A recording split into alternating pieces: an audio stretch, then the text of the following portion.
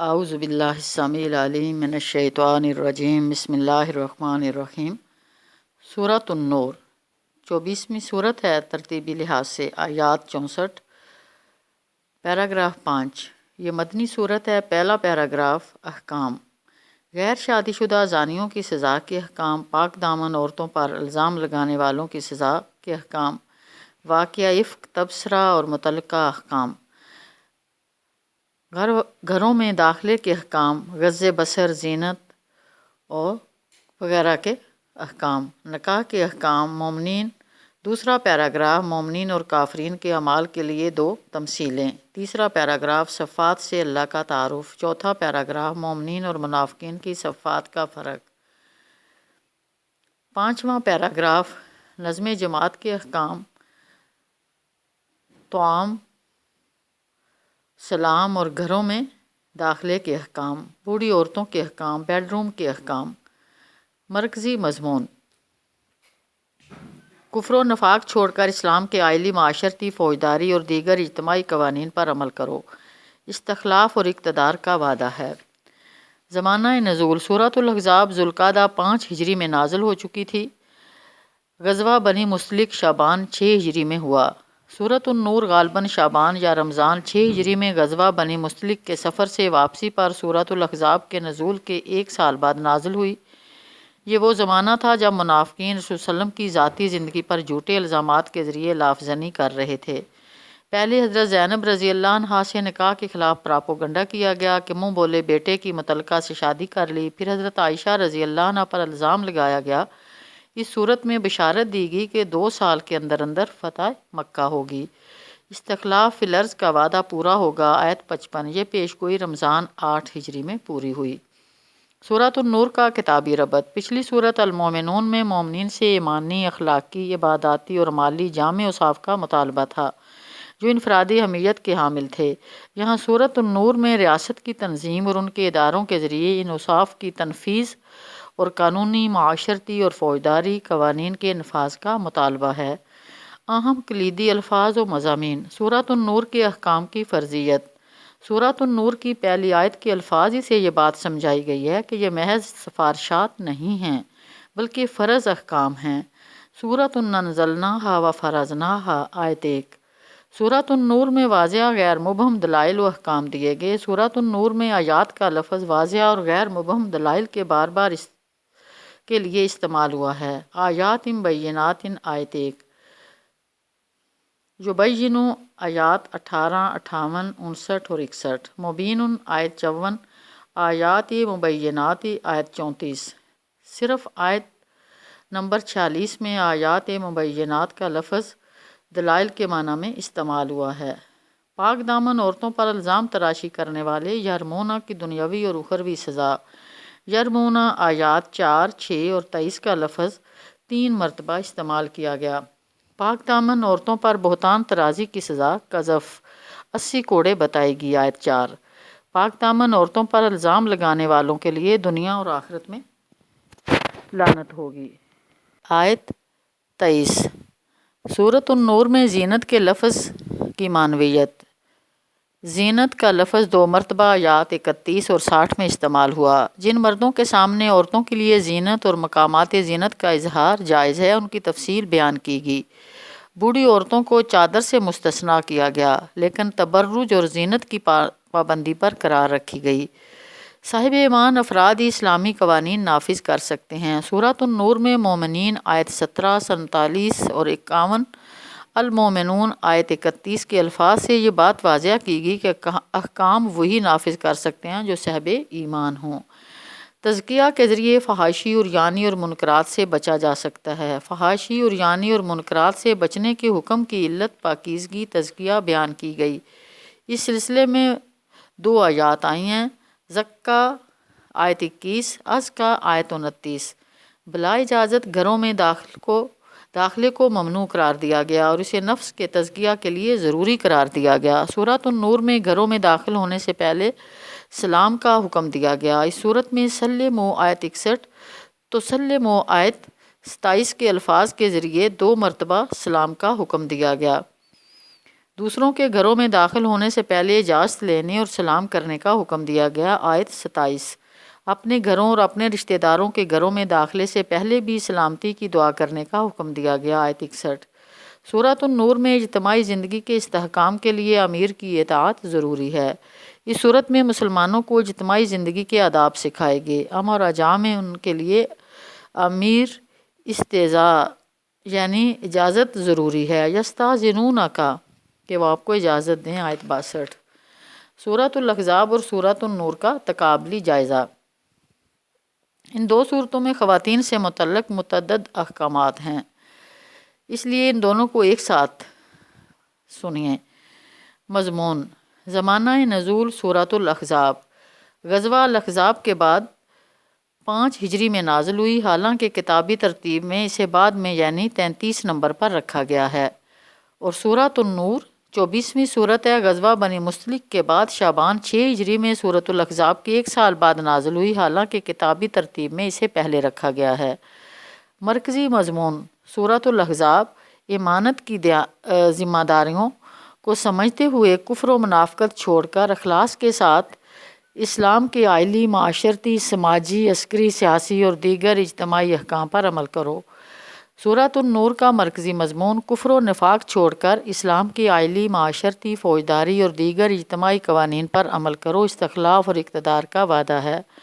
منافقین کی سرگرمیاں۔ سورۃ الاحزاب منافقین صلی اللہ علیہ وسلم کی ذات پر حملے کر رہے تھے کہ انہوں نے اپنے منہ بولے بیٹے حضرت زید بن حارثہ رضی اللہ عنہ کی متعلقہ بیوی حضرت زینب رضی اللہ عنہ سے یعنی اپنی بہو سے نکاح کر لیا ہے۔ منافقین کی اذیت رسانیاں۔ آیت 53، 57، 48، 59، 69۔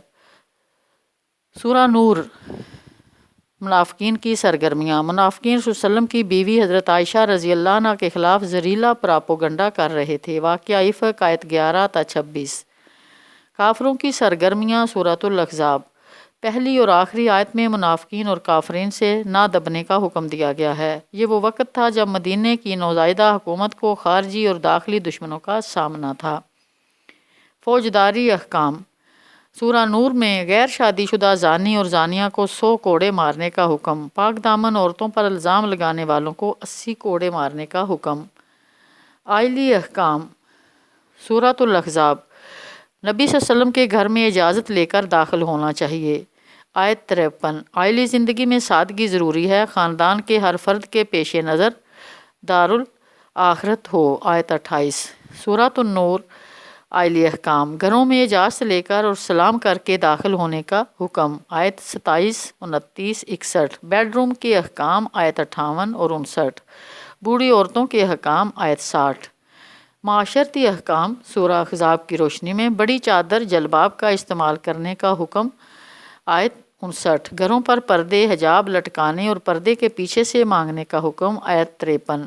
غیر مدخولہ کی کوئی عدت نہیں ہے۔ آیت 49۔ عورتیں دبی زبان سے بات نہ کریں۔ آیت 32۔ جاہلیت کا بناؤ سنگار نہ دکھائیں۔ آیت 33۔ کھانے کی دعوت کے بغیر شرکت نہ کریں۔ عشاء کے کھانے کے بعد گپ شپ نہ کی جائے۔ آیت 53۔ سورۃ النور میں معاشرتی احکام۔ لیان کے احکام۔ آیت 10۔ مردوں اور عورتوں کو غض بصر کا حکم۔ 31، 30۔ زینت چھپانے اور گردن پر دوپٹہ رکھنے کی ہدایات۔ آیت 31۔ 12 قسم کے مردوں کو زینت دکھائی جا سکتی ہے۔ بجتا ہوا زیور پہننے کی ممانعت۔ آیت 31۔ مجرد عورتوں اور مردوں کا نکاح کر دینے کا حکم۔ آیت 32۔ اجتماعی احکام۔ سورہ نور کی روشنی میں نظم جماعت کی پابندی کرنے اور اجازت لے کر جانے کا حکم۔ منافقین بلا اجازت مجلس سے رسول صلی اللہ علیہ وسلم سے کھسک جایا کرتے تھے۔ آیت 62 تا 64۔ سیاسی اور عسکری احکام۔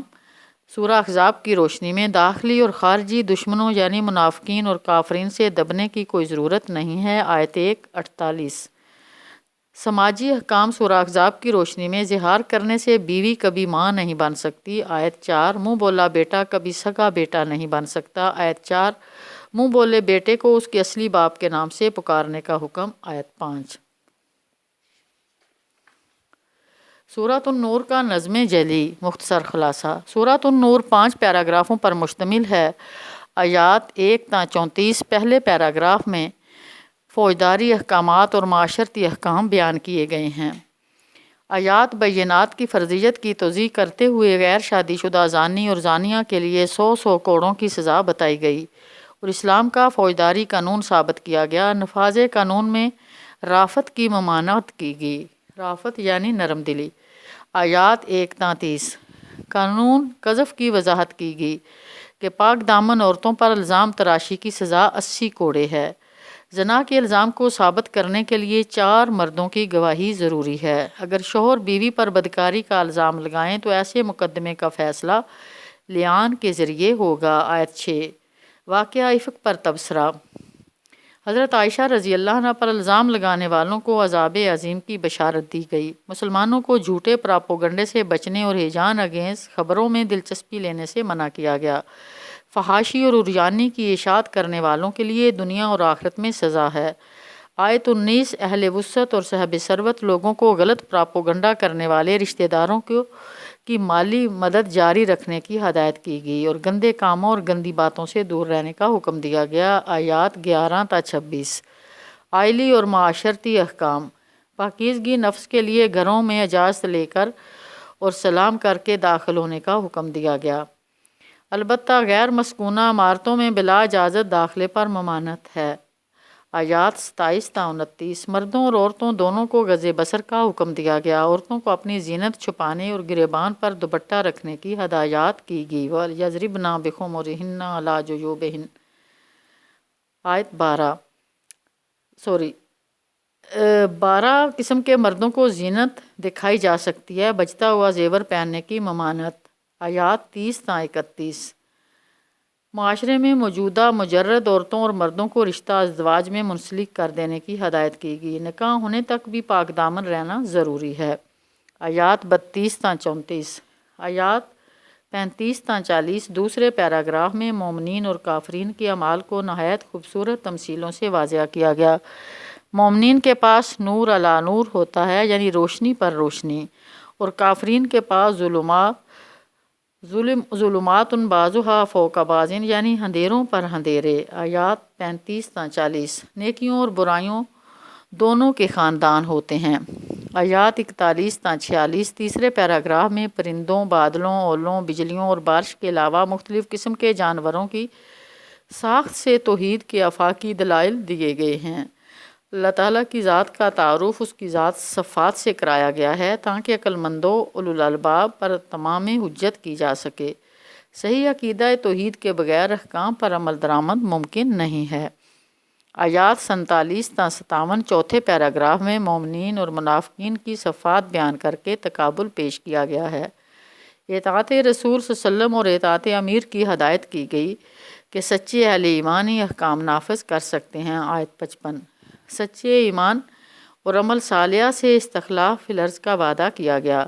نماز، زکوٰۃ اور اطاعت رسول صلی اللہ علیہ وسلم کے حکم پر مداومت کی ہدایت کی گئی۔ آیات 47-57 آیات 58-64 آخری پیراگراف میں دوبارہ پہلے پیراگراف کی طرح متفرق اجتماعی اور معاشرتی احکامات بیان کیے گئے ہیں۔ بیڈ روم کے احکام کے سلسلے میں گھر کے بچوں اور ملازمین کو 3 اوقات میں اجازت لے کر بیڈ روم میں داخل ہونے کی ہدایت کی گئی۔ آیات 58-59 بوڑھی عورتوں کے لیے رخصت پر مبنی استثنائی احکامات دیے گئے، وہ تبرج اور زینت کے بغیر چادر اتار سکتی ہیں۔ آیت 60 اندھے، لنگڑے اور بیمار لوگوں کو بھی کھانے کے آداب کی تعلیم دی گئی۔ ان 11 لوگوں کا ذکر کیا گیا جن کے گھروں سے کھانا کھایا جا سکتا ہے۔ سلام کرنے کی تاکید مقرر ہوئی۔ آیت 61 نظم جماعت کی پابندی کرنے اور اجتماعی تنظیمی پروگرامات سے اجازت لے کر جانے کا حکم دیا گیا۔ ان منافقین پر تنقید کی گئی جو بلا اجازت آڑ لے کر مجلس رسول صلی اللہ علیہ وسلم سے کھسک جایا کرتے تھے۔ خام مسلمانوں اور خالص مسلمانوں کی تربیت کی گئی۔ اطاعت رسول صلی اللہ علیہ وسلم اور اطاعت امیر سے اخروی کامیابی حاصل کی جا سکتی ہے اور انہیں قیامت کے محاسبے سے ڈرایا گیا۔ آیات 62-64 مرکزی مضمون صحیح عقیدہ توحید، ذات و صفات کے ساتھ کفر و نفاق چھوڑ کر اسلام کے آئلی، معاشرتی، فوجداری اور دیگر اجتماعی قوانین پر عمل کرو، استخلاف اور اقتدار کا وعدہ ہے۔ وآخر دعوانا الحمد للہ رب العالمین۔ اس کو سنیں اور سن کے آگے شیئر کریں تاکہ یہ سنانے والوں کے لیے اور سننے والوں کے لیے یہ صورت ذریعہ نجات بنے. آمین.